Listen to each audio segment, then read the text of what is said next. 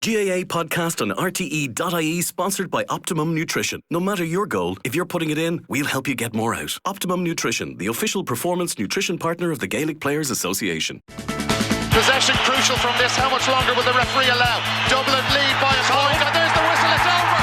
It's over. We earned it by winning the last 2 matches on the road, and that's not going to be taken away from us. But what I love in hurling, I love players that will never give in. He hits it. He hits it. It's over the bar. Oh, holy Moses! Kieran, the younger viewers that are looking in today might only see and recognise Kieran McGeeney as Armagh manager, but the Kieran McGeeney that I know was a hell of an Armagh player. You had quite a colourful career with Armagh. Yeah, it was long anyway. Started in '89, same as you. Actually, our first game was a challenge game, if you remember rightly. Myself and yourself, Tyrone, Coy, Shally, Reel, That's right. Sat in the corner while our older compatriots decided to get to know each other a wee bit better. I do recall a minor championship match. That summer, yeah, I was marking your good self. Yeah, and Sorry it was a about that. pity. Yeah, Armagh won, but it was a pity that David Goff wasn't refereeing that day, because he would have been picking up on a lot of holding off the ball that a bigger, stronger player was able to get away with on a small slate player at that time. I'm glad to see that your memory hasn't improved too much. Like, you know, it's the speed always was, you know, was always able to get you in the speed part. Like, But so. we had a few clashes since that. How long did you play for the senior squad? So that was from 1989 to 2007, so 17, 18 years. So it was a long time, yeah. But like, listen, a lot of lean years in that for us too, Peter. I was only 17. I was a year, even though we were sort of similar in age, I was a year behind in school. So I went in the end of my 6th year, like my A-level year, and you know, tried to sort of, you know, navigate my A-levels in my first year to a college. Like, you know, it didn't have that school work. So, but like Armagh, we got to an Ulster final that year, 1990. I was a sub. Like, I was getting bits and pieces here and there. We were a very big physical team at the time. Like, you had the Grimleys, the three of them were in there: Paul, Mark, and John. You had Neil Smith, Martin McQuillan, Kieran McGurk. You know, like a lot of big, tall players. So it took a while. I was getting game time, but didn't really make the impact probably until about 92. First game, dislocated AC joint and 8 stitches across the face in my first game against Down. Yeah. And so I learned this from sort of saying, like, you know, you get this reputation. And I spent most of my career taking it, like, you know, it was just too nice. Well, you're now manager and there's still black eyes and slings, so some things haven't changed.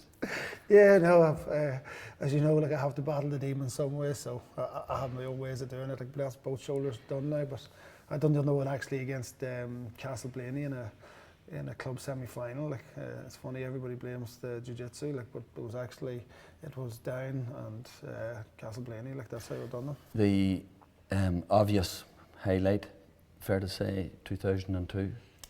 Yeah, like, you know, in terms of sort of reaching the Holy Grail, like, yes, definitely. But as you know, like, there's a journey that goes along with it. That'll, like, a lot of things happen in it. But listen, it was brilliant to win it. What's your memories of All Ireland final day back in 2002? Is there anything that stands out? Yeah, the morning of it, there's just like a lot of things that we were sort of doing, like individual things, like conversation between different players, especially myself and McGreen. You know, looked at the final whistle, like, definitely. Probably at 1 o'clock at night, like in the City West too. You know, like, you spent about 3 hours talking to people and trying, like all I had was one beer that night. But I remember sitting in the banquet looking over at the cup, and small memories like that there, like, not so much of the game. But like the memories surrounding it, like, would be still very strong. Are the memories surrounding the 2003 final still as strong? Oh, there would be, like, you know, like, losing a player like that, like, you know, you really don't want to get into this conversation. No, we're not going to talk about send-offs, but I remember having a head-to-head with you before the final. You were very focused. I couldn't get any crack out of you that week at all. But we did in the end of the year. Did we go to San Francisco that year? San Diego. I think we did, Benny and Paul McGreen looked after us Yes, very well. yeah, Myself and Chris Lawn. Okay, But in fairness to you, when we won it, I remember being up on the steps and you stayed for to listen to the speech, and I'm sure it's the last thing that you wanted to see was a thrown man lifting the Sam Maguire. But yourself, Joe Kieran, and the rest of the Armagh players showed immense respect to us at that time and after that.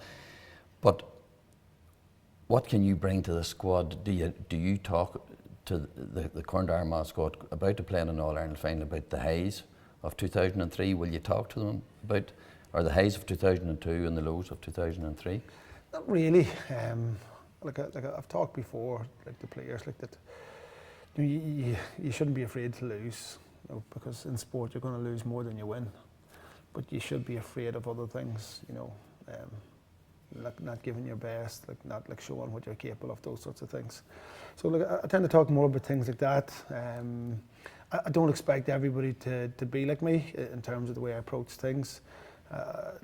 Everybody has their own like method of being the type of person they are. Like everybody has a different persona, both on the pitch and off the pitch, and how they utilise their personality to get the best out of their playing things is unique to them, and you have to respect that uniqueness, because if you try to force like your will on it, like it's impossible to do, and you end up making players unhappy. Like you want to give them that type of freedom to prepare, albeit within the confines of like a structural sort of outline how to play. It's 21 years since you played in Armagh played in their last All-Ireland final. What's the biggest change in the game itself from that time?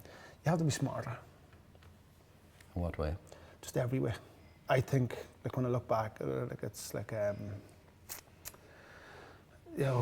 don't buy into like the state the game's in. I listen to you sometimes on TV, and I just do not buy it. The game is far better, it's far quicker, and like when you compare them side by side. Do you think we need to change the rules in any shape or form? There's some of the rules that I think will make a good difference. Like, but say like the tap and go. But I've been a big advocate of that for years. Like, because that's how you slow teams down and get people behind it. Like, and I think anything that quickens things up. But we tend to pick things that traditionalists don't like outfield keepers or the thing going back. Like, anything that creates or adds to scores to me is a good thing. Like, so I think like the first thing people always should do is look at the game that they want and make the rules according, or that lets you play that game. We tend to look at the things we don't like and try to change them retrospectively, which is stupid. Like, limit the number of fist passes. But why is there fist passes? Why is it that amount? Rather than looking at, that, like we try to look at what I call it, like change the outcome, but don't look at the process that gives you that outcome. So I think there's some good idea, but I think the committee that's being put together this time is good. Yeah. I think the people involved in it know what they're doing. And there's no doubt in terms of skill and the levels of ability now that players have, or in those 20 years, there's been a massive improvement. In terms of preparation and everything that goes around the fringes, do you see a massive change in those 20 years? There's more set pieces, there's things in there. Like, that's what I'm saying, I like it. I think ball players can get more out of it. Like you see it, as long as you let things settle a bit, like players and like have a way of getting around it.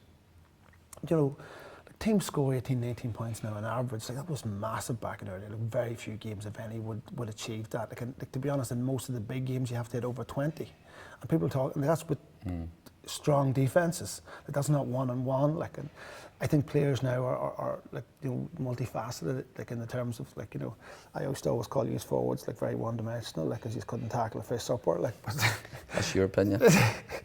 but like now, like you see them, like their feet work both in their tackle and their movement, like everything. Like some of the stuff. Most cornerbacks now can do what corner forwards could do 20 years ago. Like, don't get me wrong, there's still some bad games, but like all of them are televised now. Like where years ago it was only the big games. Like every game's televised. There is some disparity, like definitely within like some teams, like in terms of like what they can do to prepare and get like time available. But I think there's a lot more right with our game now than wrong. I think the system itself, like or the championship, people say it with Jeopardy. Like I'm in it. And every point you're scraping for, it's not just the game, you're scraping for every point within that system. What's the biggest positive about things nowadays is that everybody gets to train for the same amount of time. Like back in like our day, if you were beaten May, like all of the teams in another 4 months training, preparation, like right to the All-Ireland final, and we all had to go back at the same time. Then like like in December, like, so each year like the top teams were getting 4 months extra. And so they were just getting further and further away. Now it's only about 3 or 4 weeks at most for most teams. Like so, I think there's a lot good about it. I think there's been a lot of improvements. Yes, we can sort of like think. But I do definitely think like we have a PR problem rather than like a game problem. Like even like the top 10 plays at the weekend. Like I remember Grimley's catch. Now it was funny. The umpire gave it as a wide, but like his mark. The mark that he didn't get. Yeah, but like unbelievable pass by Reid, brilliant fetch. Like, but everything you want to see young people doing. Like over the weekend there was like maybe 7 hits, there was catches. But you'd love to see the young fellas looking, or the young girls looking at their phone, going, "You see this? Did you see this?" Like I think we can do a lot more for our sport. I just think we have to think outside the box a wee bit, you know, and like we could learn from other sports, which we seem to be really reluctant to do. So we need more access to managers, but so they don't, a lot of them don't do interviews some of them now. are real dour gets They're you very couldn't dour talk and to will them. not speak to people. Tell us, was it always your ambition? You were always going to manage Armagh whenever you finished playing? Yeah, listen, it's very hard, as you know, in your own county. Like everybody has a very strong opinion. And you probably know better than most. Like you know, like you've been the same with like Tyrone. Like it's in your blood. It's you know, since we've been kids, you know, we've been washed in our own county colours. Like, and it's meant a lot to us. To come back was a difficult thing. I lived in Dublin. I was settled down there. A whole lot of different things. Like the whole Kildare thing just came out of nothing when I went into it. But I really enjoyed it. A great bunch of players. I didn't see myself coming back to manage Armagh at that time, for many different reasons. But like Paul Duggan and Paul Grimley like approached it, like you know, and even though we got to a quarter final that year, I knew things weren't great. Like a lot of players were about to retire, all that sort of stuff. So I knew it was going to be a tough thing, and like I know people don't like hearing that, but like you talked about my career, like 10 years, Peter. Like we hardly won a championship game. Like outside of 1990, like 91, I think in 93 we had 2 draws, we had 6 games. Remember with yourselves, like at Donegal based in a replay then, like we only got as far as an Ulster semi-final. But like up until 98, like we had won nothing. Like it was just no back door. There was no back door. Well, your management, the start of your management career didn't run to plan. Well, not with Armagh. Absolutely, but 5 years, after 5 years with Armagh, you hadn't won an Ulster Championship match. Is that right? Yeah. What makes Kieran McGeeney say, I want more of this? And at the time, you were getting a lot of stick and things weren't working out the way that you wanted them. What did you see in that group of players that made you want to stay on? And what was in you to say, here, I'm not walking away from this? It was the same as when I was a player. Actually, we get hammered for the first 10 years. But you go and play with your club, you go and... I know, but you still get hammered with your county. Like, I still go home with my family. I still have, like, you know, my work. I still have everything else. Like, you know, I was getting hammered as a player. There's no difference. You know, like, despite what people might think, like, you know, we didn't have an illustrious history. Like, up until that point, till that particular team made a breakthrough. Like, you know, we had, was it like 6 Ulster titles, like, and got to 2 All-Ireland finals. That was it. Like, that was the sum total of what we did. Like, and you know, I played with a brilliant team and like great managers, and the 2 Brians and Joe and Paul. Like, and I also knew that where we were at that particular time, like I'm not, you know, we weren't.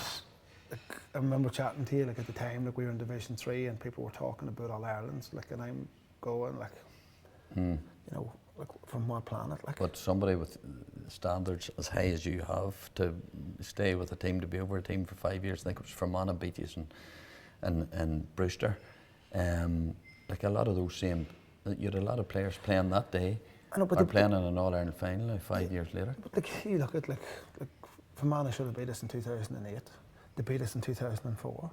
It's not an insult to be beaten by a good team, like, or something like that. There, like the hubris sometimes that comes across from people when they're beaten, like, is like, to me.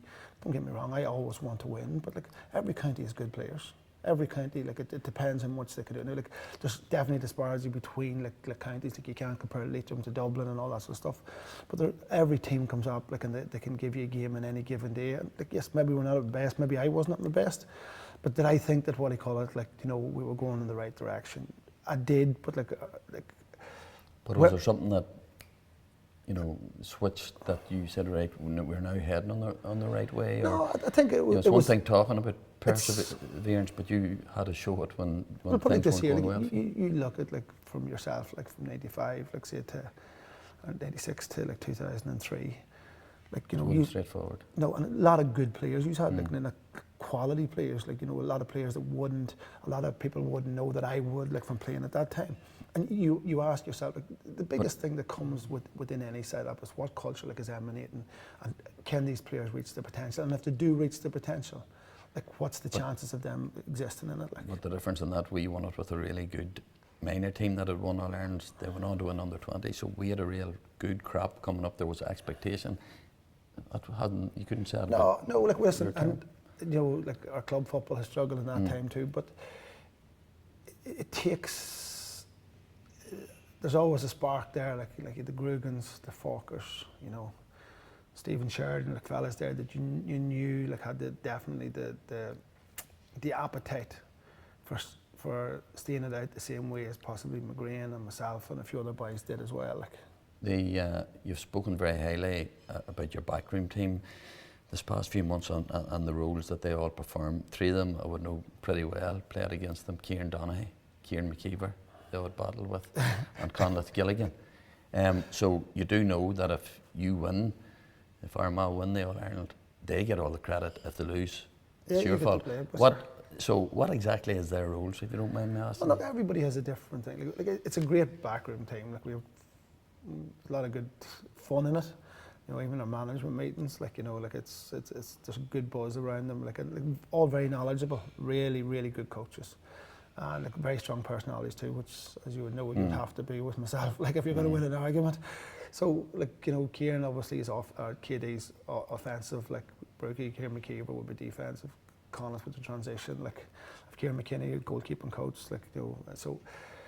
And then, like, you know, Julie does all the strength and conditioning. Like, we have a good team, and like, the best thing about them is they all want to do well in their own field. But the other thing is they want to support everybody else doing their bit.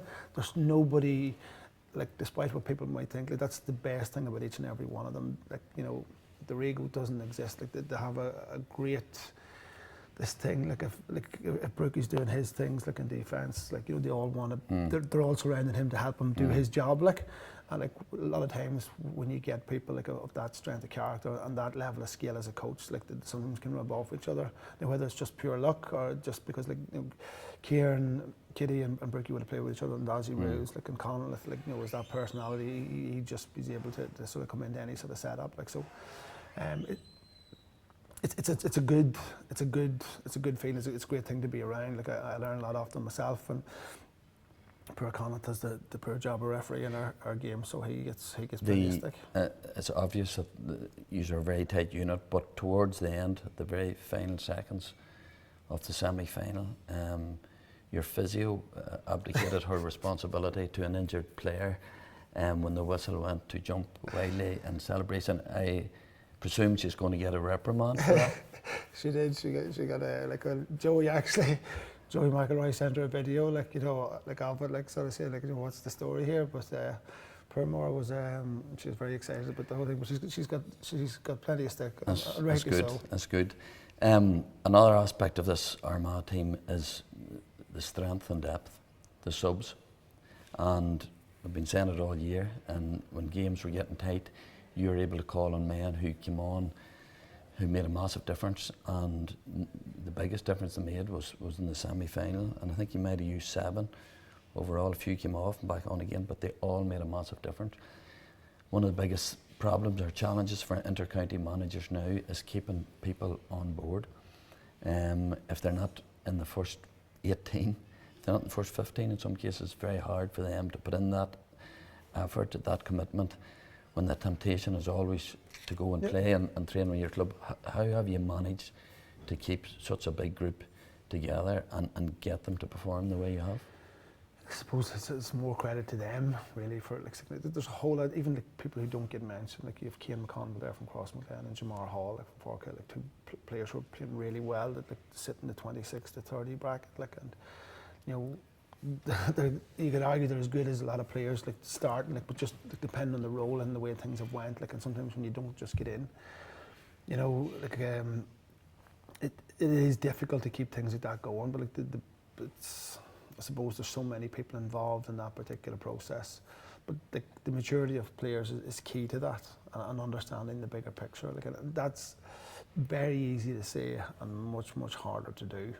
But like I'd have to give the credit to all of them, because there is a lot of noise in their ears and telling them, like, you know, whether it's that like I don't like them or I don't like their club or something along those lines. But I suppose over the years I've always just tried to be honest. People don't always appreciate my honesty, but I do. Like I've always felt like that a player needs to know what you think in order for them to know what they have to do.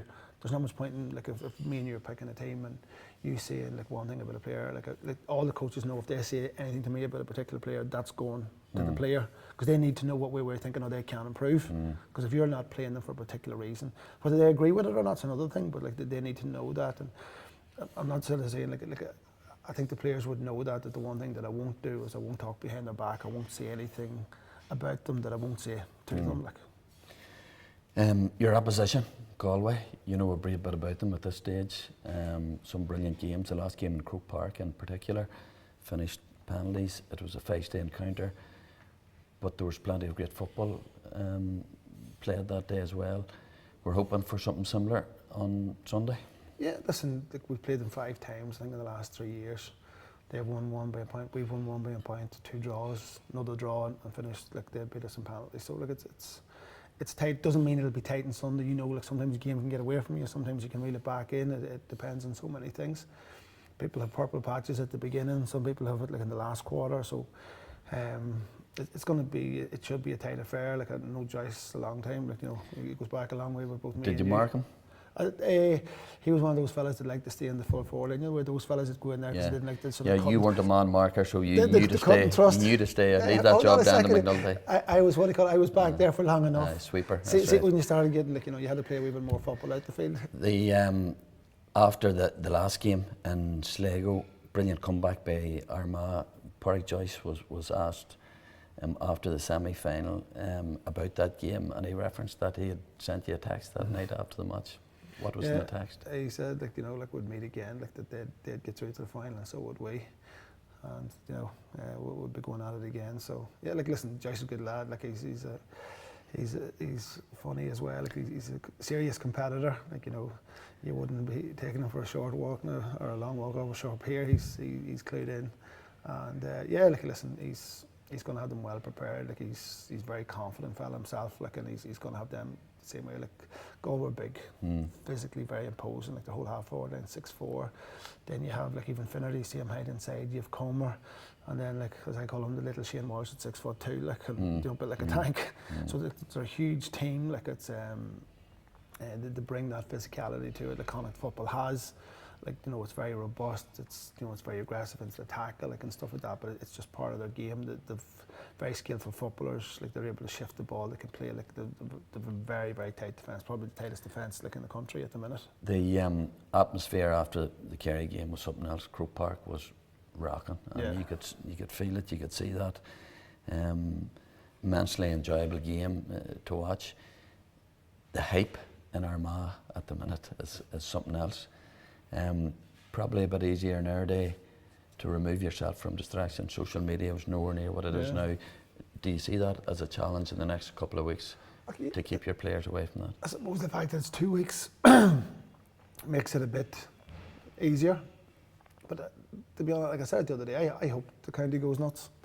You know, like it's these 2 weeks that you can really sort of enjoy. Like, obviously we hope, like, we get a result, like, and do the business, and that'll determine whether they go nuts for another couple of weeks or not. But I think the fans deserve to do that. Like, you're just trying to get the players to understand that, like, all of that has little relevance to the football. And the sooner we get back to brass tacks, like even things like this and tickets and all that sort of stuff, you want it done in 48 hours. You want out of the road, you want back on the pitch, and you want to show them, you know, like what they did well at the weekend and what they didn't do well, and, you know, get back to that. Inter-county management, you're enjoying it? I do, yeah. I do enjoy the football part of it. Like, there's a huge toxic element to it too. Is it a full-time? Is it a permanent job now in modern football? Like, I do a lot of work for Armagh as well, like, as you know, like with like sponsorship and the stuff behind the scenes as well. Like, so, like, you know, yes, like I have my own work and you try to keep like it going. It's difficult. Like, there's not much point in saying anything else. It's very difficult. But like, it's, you know, it's all time consuming. But listen, there's a lot to be said for doing things that you enjoy. Like, what does Kieran McGeeney do to relax? you know. I love jiu-jitsu. I took it up about 12 years ago.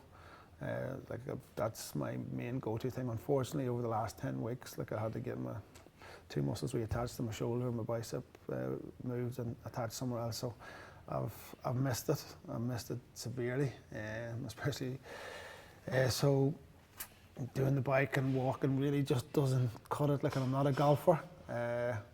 Do a lot of reading. I love learning stuff like that there. So I still think you could beat Benny Tierney over 18 holes, no? Oh, Jesus.